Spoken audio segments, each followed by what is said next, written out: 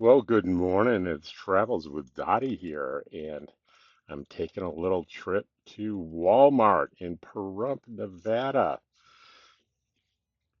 One of the things I wanted to accomplish today was I've been having problems with uh, interior shots in big stores like this with a lot of glare from the artificial lights and complaints from viewers about, hey, your lens is dirty, but really it is this light refraction um, that I've been experiencing. So I'm trying something a little different today, and I think I was pretty successful. You might notice that I'm doing a post video voiceover, mostly because most of these stores play music in the background, and I'll hit problems with YouTube for copyrighted music. So I just might as well do it over. Since you're not seeing my face in any of this video, I won't be out of sync. So this is definitely your typical Walmart. One nice thing that it has there, as you might have noticed as I came in, is there's a subway attached to it, which is pretty convenient.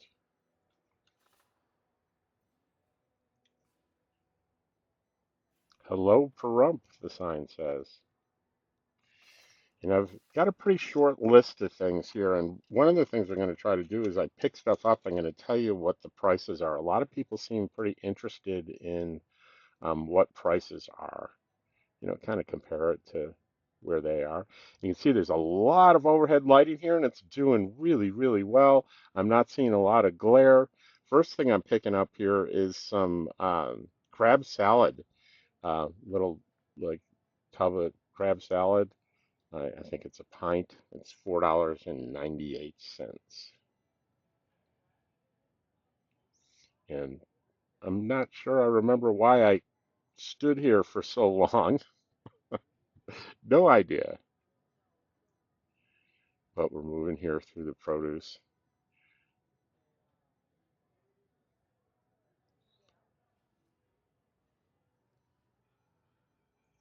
I like definitely I like produce on camera because of the variety of colors.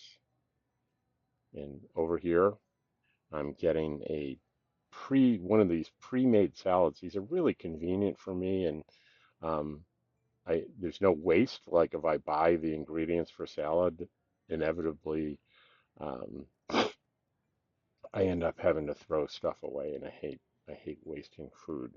So that single serving salad was $2.97. I got the Santa Fe variety. And there's everything you need, including the salad dressing in there. Those of you might say, well, you paid $2.97 for about 50 cents worth of food in there. It's probably true. And tortillas. I got one kind of a larger size and one medium, or one medium and one maybe small. 348 for the bigger one, 278 for the smaller one, just regular flour tortillas.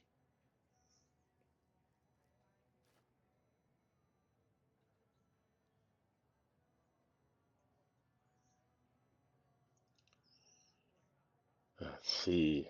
Let's see if I can remember what was next here.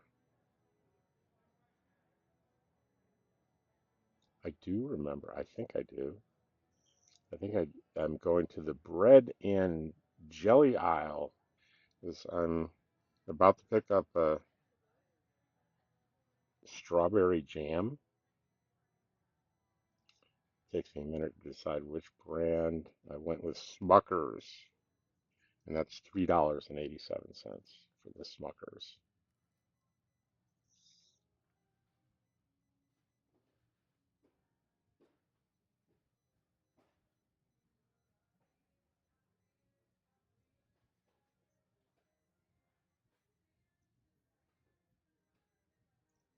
And I'm buying some bread here. I'm looking to see where that is on the list here.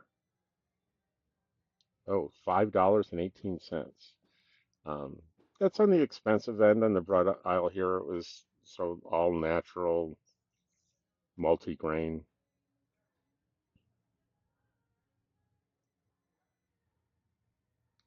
I generally like the Dave's bread. I didn't get that. Just it's just usually so heavy and dense. And then here I classically get up here and realize, whoops, I forgot the English muffins. I think actually I'm looking at my list here and discovering I forgot the English muffins, so I ran back, got regular classic English muffins, $2.62. That's classically there's six of them in there.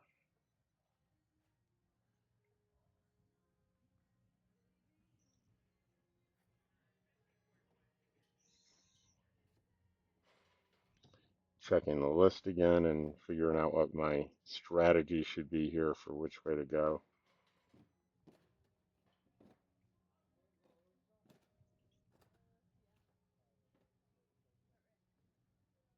I'm thinking I got pretty much everything except for one thing. Oh, maybe no, crackers. I'm going for crackers.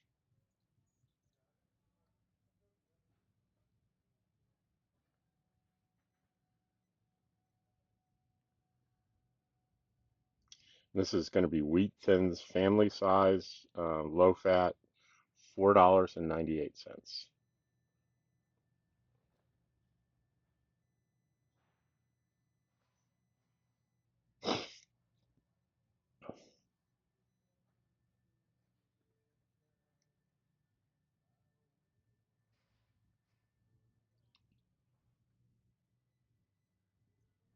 I'm on my list on my phone, taking off everything that I've got, and I believe it's leaving one single thing.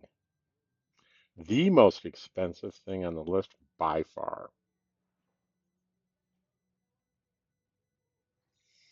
It's going to account for, I'd say, about 40% of my bill here.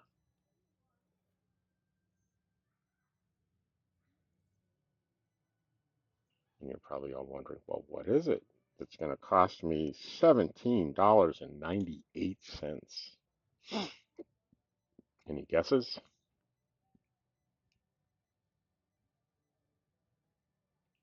You're going to, pretty soon as you see where I end up, the good guesses will probably come.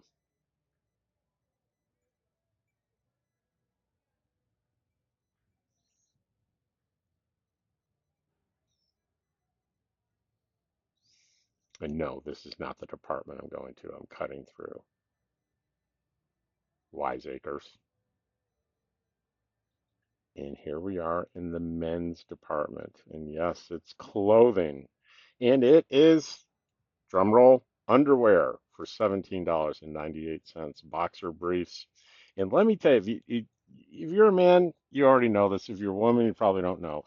Men, especially single men, will wear underwear until they pretty much disintegrate. And sort of the logic kind of goes like this. The first thing to go is the elastic band. It gets stretched out, and you're thinking, yeah, it's stretched out, but you know, where is it going to go? It's under my pants. Not a problem. And the next thing is, yeah, there might be a hole here or there, and you're thinking, yeah, who's going to see it? I remember Ma used to tell me if you get in an accident, you want to have clean underwear. She didn't say anything. The underwear is clean. I make sure it's clean. So that ends up, at one point, you're doing your laundry and you're looking at the underwear and you're going, you know what?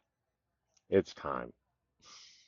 I think 6 years is long enough. So I finally turned over in the past couple of months all of my underwear to new stuff, brand new stuff. Gotten rid of the things before. I think Jerry Seinfeld does a comic routine where he talks about the very end of underwear for men, and it disintegrates and it kind of blows away in the breeze. It's not quite that bad. So I'm going to cut off here. Hang on, and I'll pick up after I check out. After I check out. Well, here I am on the way out. I don't really like generally filming the people, the employees during the checkout. I mean, they're trying to do their job, and having a close up of them doing that just isn't very, it's not a very nice thing to do. Having people in public in the video fleetingly as you're walking by, I think is fine, but focusing in on somebody for a sustained amount of time is not, it's not okay. It's okay when you have permission. And here we are back out to the parking lot. And I do the thing where I go, okay, where did I leave my car? And then hopefully this time I could kind of see it off in the distance. So we're going to go, there's a little center strip here. So every time I go to the grocery store and I go out into the parking lot, I'm reminded of my first job was working in a grocery store. I think it was 15 or 16, whatever the minimum age was. That's when I started. I think it was 15. Um, it could have been 16. Anyway, it was back in the 70s, and it was a family-owned grocery store. They had two. It was a chain. They had two. They had two grocery stores and two hardware stores. And one of the things that I did uh, is I worked in the grocery department, and there are lots of departments in a grocery store. And the grocery department is all the dry goods on the aisles, and also if you were in the grocery department, you bagged groceries, like you'd be stocking or doing that kind of work, and then you'd get called by the speaker to the front when it was busy to bag groceries, and you would help also help people out um, to their cars with their groceries, and you don't see that anymore at all. But I used to get tips for that. 50 cents would be a good tip. A dollar would be wow. Here I'm collecting my cart and another cart, and I'm doing that for sympathy because that was one of my least favorite things, especially in the summer when it was really hot, was having to collect these carts from all over the parking lot. And uh, I think in my case, back then we did not have these receptacles that were centralized, and it would have been so much easier. And now I try, I think of the folks that are doing that job, and it's so easy. And I urge everyone when you're in the grocery store to take the extra time to put that cart in one of those receptacles, or even better yet, if you got the time and you need the steps, bring it all the way back to the store.